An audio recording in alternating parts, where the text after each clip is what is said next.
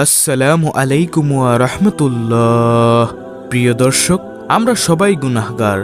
আপনার গুনাহ যদি পাহাড় পরিমাণ হয়, জীবনে জানা অজানা, কবিরা সগীরা, জিনা, সুদ, ঘুষ, যত গুনাহ আছে, আপনি যত গুনাহই করেন না কেন, আল্লাহ তাআলা বলেন অবশ্যই এসব গুনাহ বান্দার মাফ করে দিব যদি বান্দা আমার কাছে তওবা করে পরিপূর্ণভাবে ফিরে আসে। সুবহানাল্লাহ। প্রিয় দর্শক, আজকের ভিডিওতে আমি আপনাদেরকে গুনাহ মাফের এমন একটি দোয়া আপনাদেরকে শিখিয়ে দিব। এই দোয়াটি যদি আপনি ফজরের পরে 3 বার এবং আসরের পরে 3 বার পড়তে পারেন, আল্লাহ তাআলা বলেছেন সমুদ্রের ফেনা রাশির মতো যদি আপনার পাপ থাকে তা আল্লাহ তাআলা ক্ষমা করে দিবেন। সুবহানাল্লাহ। আজকের ভিডিওতে এই দোয়াটি আমি আপনাদেরকে স্ক্রিনের মধ্যে বাংলা উচ্চারণ সহ দিয়ে দিব, আপনারা সবাই মুখস্থ করে নেবেন ইনশাআল্লাহ।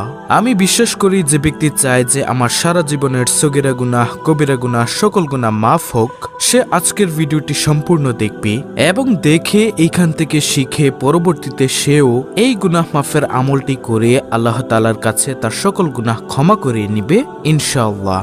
তাহলে চলুন ভিডিওটি শুরু করা যাক।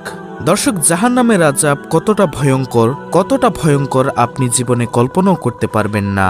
নবী করিম সাল্লাল্লাহু আলাইহি ওয়াসাল্লাম বলেন, একজন গুনাহগার যখন কবরে পতিত হয় তখন আল্লাহ তাআলা ওই কবরকে নির্দেশ দেন, হে কবর, হে দুই পাশের কবর, এই বান্দাকে এমন ভাবে চাপ দাও যে চাপে ওর প্রত্যেকটা পাঁজরের হাড্ডি চুরমার হয়ে যায় এবং 70 থেকে 90টা 99টা সাপ পর্যন্ত তাকে কামড়াবে।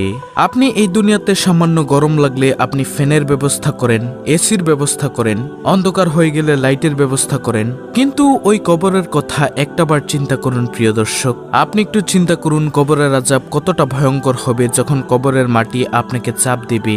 ওই আখিরাতের কথা শুধুমাত্র একটা মিনিট চিন্তা করুন। আল্লাহ তাআলা আমাদেরকে বিবেক বুদ্ধি দিয়েছেন, ওই বিবেকটাকে শুধুমাত্র 1 মিনিট খাটিয়ে চিন্তা করুন আখিরাত সম্পর্কে। আল্লাহু আকবার। আপনি ওই কবরের আযাব থেকে মুক্তি পাওয়ার জন্য কি করেছেন? তাই প্রিয় দর্শক, আমি আপনাদের কাছে বিশেষভাবে অনুরোধ করব এই দোয়াটা আপনারা ফজরের পরে 3 বার এবং আসরের পরে 3 বার পড়ুন ইনশাআল্লাহ। আল্লাহ তাআলা এই উসিলায় আপনার জীবনের যত গুনাহ আছে আপনাকে সব ক্ষমা করে দিবেন। জানা অজানা যতগুলো আছে, যত গুনাহ আছে, আল্লাহ তাআলা ক্ষমা করে দিবেন। আল্লাহ তাআলা পবিত্র কোরআনুল কারিমে বলেন, আমি জিন ও মানব জাতিকে সৃষ্টি করেছি শুধুমাত্র আমার ইবাদতের জন্যই। প্রিয় দর্শক, আপনি সর্বশ্রেষ্ঠ ধর্ম নিয়ে দুনিয়াতে জন্মগ্রহণ করেছেন এবং সর্বশ্রেষ্ঠ প্রাণী হয়ে এই দুনিয়াতে জন্মগ্রহণ করেছেন। আল্লাহ তাআলা আপনাকে এতই মর্যাদা দিয়েছেন যার কারণে সর্বশ্রেষ্ঠ করে দিয়েছেন, সর্বশ্রেষ্ঠ নবীর উম্মত হয়েছেন, সর্বশ্রেষ্ঠ জীব মানুষ হয়ে জন্মগ্রহণ করেছেন। কত সম্মান, কত মর্যাদা! ওই সর্বশ্রেষ্ঠ ধর্ম, সর্বশ্রেষ্ঠ পানি হিসেবে আপনি আল্লাহ তাআলার কাছে 2 হাত বাড়িয়ে দিয়ে আল্লাহ তাআলার কাছে মাফ চান, তওবা করুন। হে আল্লাহ, আমি জীবনে কত গুনাহ করেছি। হে আল্লাহ, জানা অজানা কত গুনাহ, সত্য মিথ্যা কত গুনাহ। হে আল্লাহ, আমার এই গুনাহের খবর যদি আমার পরিবার জানতো, আমার আত্মীয় স্বজন জানতো, আমার বন্ধু বান্ধব জানতো, আমার প্রতিবেশীরা জানতো, তাহলে কখনো তারা আমাকে মাফ করতো না। কিন্তু রব্বুল আলামিন, আপনি একমাত্র মালিক যে আমার সবকিছু জানার পরেও আমাকে খাবার বন্ধ করেন নাই, চাকরি বন্ধ করেন নাই, ব্যবসা বন্ধ করেন নাই, কোনো কিছুর অভাব রাখেননি। হে রব্বুল আলামিন, আপনি এক এবং অদ্বিতীয়। রব্বুল আলামিন, আপনার কাছে পরিপূর্ণ ঈমান রেখে আমি আপনার কাছে মাফ চাচ্ছি। এভাবে মোনাজাত করুন, এই দোয়াটা করুন। আমি আপনাদেরকে শ্রেষ্ঠ সময় এবং উপায়টা বলে দিচ্ছি গুনাহ মাফের। প্রিয় দর্শক, আপনারা তাহাজ্জুদের পরে আল্লাহ তাআলার কাছে বেশি বেশি নিজের জন্য দোয়া করুন, বাবা মার জন্য দোয়া করুন, গুনাহ মাফের জন্য দোয়া চান। কেননা শেষ রাতে আল্লাহ তাআলা প্রথম আসমানে নেমে আসেন এবং বান্দাদেরকে ডাকেন, হে বান্দা, তুমি আমার কাছে কি চাও, কি লাগবে তোমার, আমি তোমাকে তা দান করব। এভাবে আল্লাহ তাআলা প্রথম আসমানে নেমে আসেন। সুতরাং নামাজ পড়ুন 5 ওয়াক্ত, তাহাজ্জুদ পড়ুন, দোয়া পড়ুন এবং ইস্তেগফারের সাথে লেগে থাকুন। আল্লাহ তাআলার ইবাদত একটার সাথে আরেকটা কানেক্টেড থাকুন। দেখেন, আপনি যদি আল্লাহ তাআলার প্রিয় বান্দা হয়ে যান, ইনশাআল্লাহ আপনার মনের যত আশা আছে, আপনার যত বিপদ আপদ আছে, আপনার যত সমস্যা আছে, আল্লাহ তাআলা সবকিছু সমাধান করে দিবেন। এবং আমি আপনাদেরকে বলবো এই দোয়াটা ফজরের পরে 3 বার এবং আসরের পরে 3 বার আমল করার চেষ্টা করবেন। আল্লাহ তাআলা অবশ্যই আপনার জীবনের সকল গুনাহ মাফ করে দিবেন। তাহলে চলুন কথা না বাড়িয়ে সেই দোয়াটি শিখে নেই। খুব সহজ এবং পরিচিত একটি দোয়া। দর্শক, প্রথমে আমি আপনাদেরকে গুনাহ মাফের দোয়াটি শিখিয়ে দিচ্ছি, তারপরে আমি আপনাদেরকে নিয়মাবলী শিখিয়ে দিব। সেই ফজিলতপূর্ণ গুনাহ মাফের দোয়াটি হলো আস্তাগফিরুল্লাহাল্লাযী লা ইলাহা ইল্লা হুয়াল হাইয়ুল কাইয়্যুম ওয়া আতুবু ইলাইহি।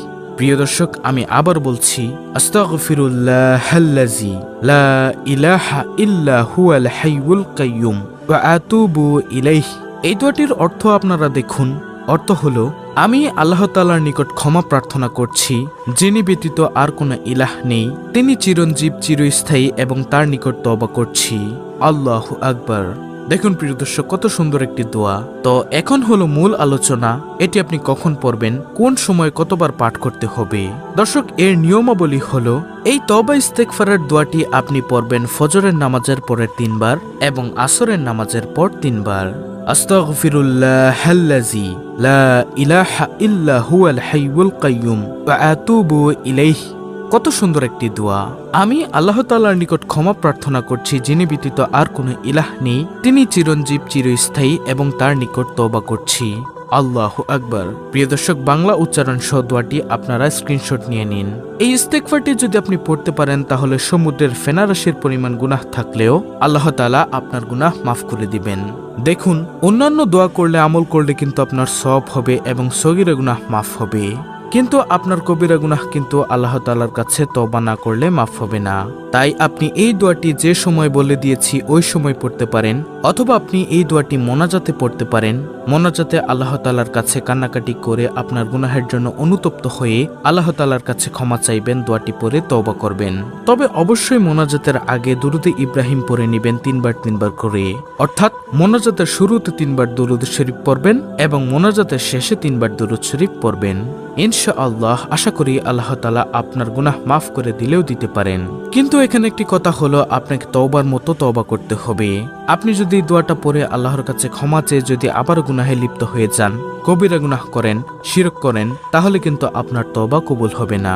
এজন্য তওবার মতো তওবা করতে হবে, তাহলেই আপনি আল্লাহ তাআলার কাছে ক্ষমা পাবেন, কবরের আযাব, জাহান্নামের আযাব থেকে রক্ষা পাবেন। মনে রাখবেন, তওবা ও ইস্তেগফার দোয়াটি হলো আস্তাগফিরুল্লাহাল্লাযী লা ইলাহা ইল্লা হুয়াল হাইয়ুল কাইয়্যুম ওয়া আতুবু ইলাইহি। ইনশাআল্লাহ অনেক ফজিলতপূর্ণ একটি আমল। তো এই ছিল আমাদের আজকের ভিডিও, অত্যন্ত গুরুত্বপূর্ণ একটি ভিডিও। ভিডিওটি ভালো লাগলে অবশ্যই চ্যানেলটিকে সাবস্ক্রাইব করে পাশে থাকা বেল বাটন অল বাজিয়ে দিবেন।